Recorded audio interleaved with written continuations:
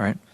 And then a slight deviation off that topic, but it's still related to Camarillo High School. I received a call from an individual who lives in the neighborhood adjacent to Cam High, right across the street, Mission Oaks Boulevard, saying that, I guess it's my understanding, I'm not familiar with the neighborhood and or the parking situation, other than I've driven down and I've seen a lot of cars there in the afternoon while school's in session.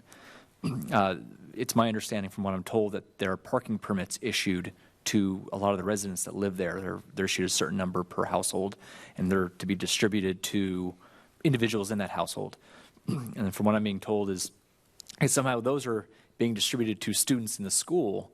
And so the students of the school have their permit display. They don't actually live at any of those residences in which the permits have been issued, but they're displaying them on their windshield, and they're, for all intents and purposes, I guess, legally parking in that neighborhood.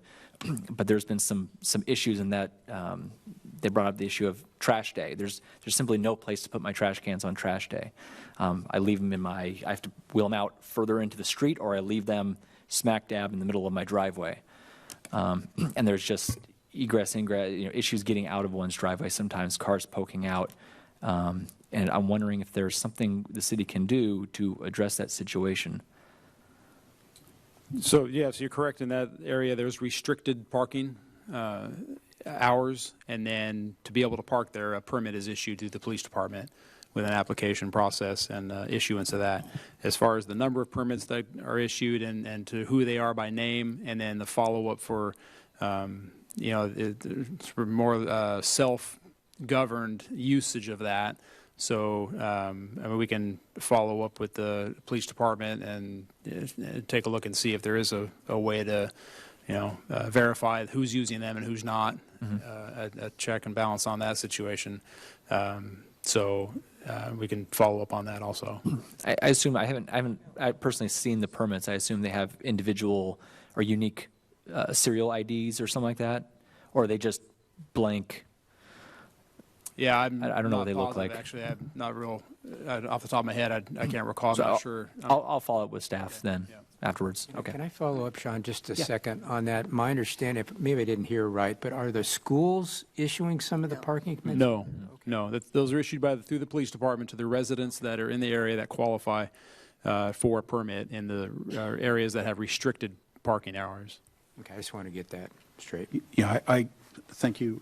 Thanks, Shawn. I received a call from that same from another individual, and on that very same issue, and I didn't know whether or not I support what Mr. Mulchay is saying, and I just didn't know if those permits were individually numbered or whether or not they were more generic in nature. Yeah, that's what I don't know. And so I would really appreciate that, the follow-up by staff as well. Sure.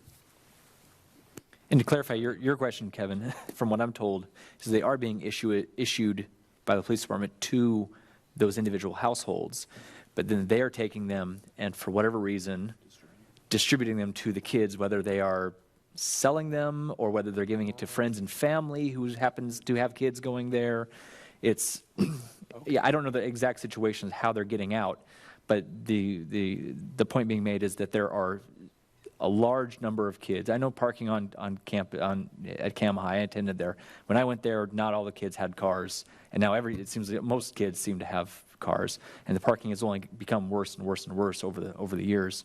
And the parking allotment on campus has not really changed significantly to accommodate that increase, and so the adjacent neighborhood has been inundated.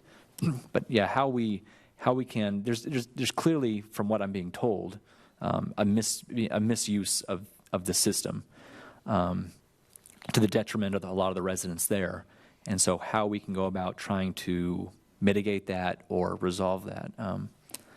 I don't necessarily have a solution off the top of my head, but I'd absolutely want to kind of dive into it and work with city staff and with the police department to see how we can do that. Yeah, so we'll initiate taking a look at that and work with the police department and, okay. And come back to council with some information on that.